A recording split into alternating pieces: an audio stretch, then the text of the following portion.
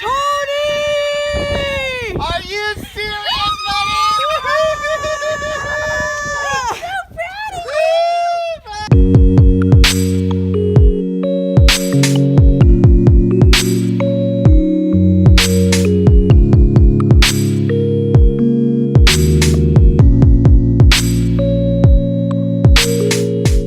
Tones, what are you guys doing? We're taking the things off. What are those things?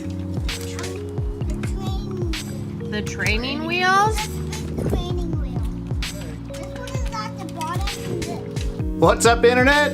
It's me, Robert Teagarden, back again with another video.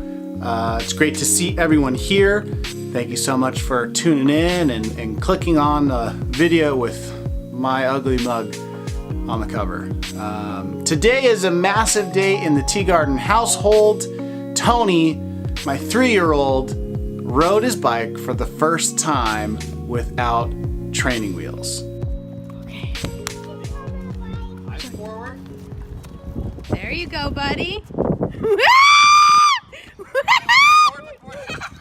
going, Tones. Look forward. Look forward. Look forward. Tones, look at me. Tones, look at me. Look at Uncle Judge. Tones, look at me. Uncle Judge. Come on, come get me. Come get me. Come get me. Come get me. Look forward, Joe. Come get me. Oh my gosh. I mean, that's a big deal in anyone's household, but like I said, Tony's only 3, so for us, this is just a massive accomplishment, and to say that we are proud of him is just an understatement, although I'm sure that's the case with most parents and things like this. I was curious. I looked it up because it seems like 3 is an early age, and I looked it up on this website. I did a Google, and I found an article on this website, verywell.com, aka www.whogivesaf Robert Nobody Cares Get Over Yourself.com. Got him! And they said that an average age for a kid to ride a bike is about 5. Between the ages of 3 and 8, average age 5. So it's pretty awesome. It's pretty early, and we're super stoked for him. I guess the thing that I'm most excited about, outside of him actually riding this bike and the potential that that has for us in outings and fun events, is the fact that I was there to actually let him go and ride his bike for the first time. And I guess that metaphor is true of one of my main jobs as a father. It's to be there and let him go, set him free, teach him how to fly. Teach them to fly. The more I thought about this, I thought about the other jobs I have as a father, and that got me thinking into some interesting territory, mainly around the subject of fulfillment and contentment and how that translates into being a good father. A couple months after Tony was born, Juliana and I went to this conference, and we saw a woman by the name of Dr. Meg Meeker speaking there.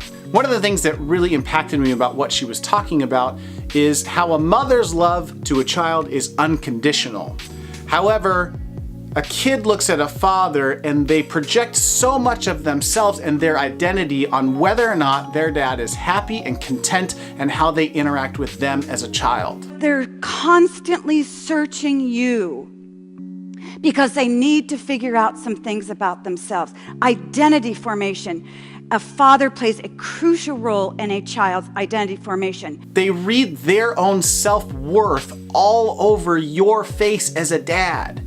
And she gave this interesting analogy about how a father walks in the door after a day's worth of work, and within a couple seconds, they can understand whether or not dad is happy or sad, and then how they are supposed to feel about that and whether or not they feel like they're enough. Again, a mom's love is unconditional to a child. They're always going to be there, but a dad's love is something that from a young child, they're also trying to figure out how they, the child, stacks up in the world based off of how their dad interacts with them. And I couldn't get this thought out of my head. Thinking about this further, I started to hear my own father's voice echo in my ear. He always used to talk to me about the need for a dad to have some type of outlet. Otherwise, he can't be whole and complete for his family.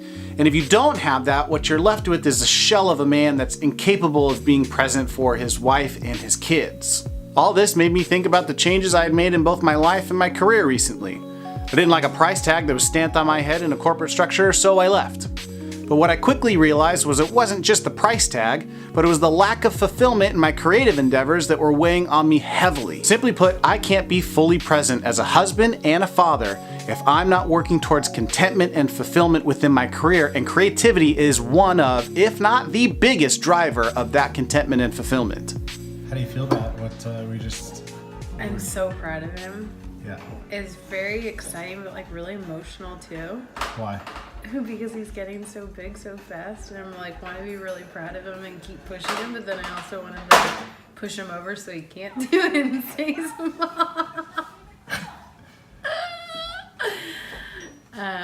But it was super awesome and exciting to see him not only do it, but do it really well so quickly. Really well. I'm really proud of him.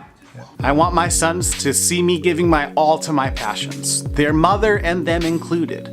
I want them to understand what hard work looks like. I want them to know that grit, toughness, and empathy are all part of what makes a great man. But most of all, I want them to know that I did and I do all of this so I can fully be there for them, so that I can witness and see their pride of their own accomplishments on their face like this. Go on, baby. Good job, Tony, Tone. Yeah. Keep going. Forward, baby.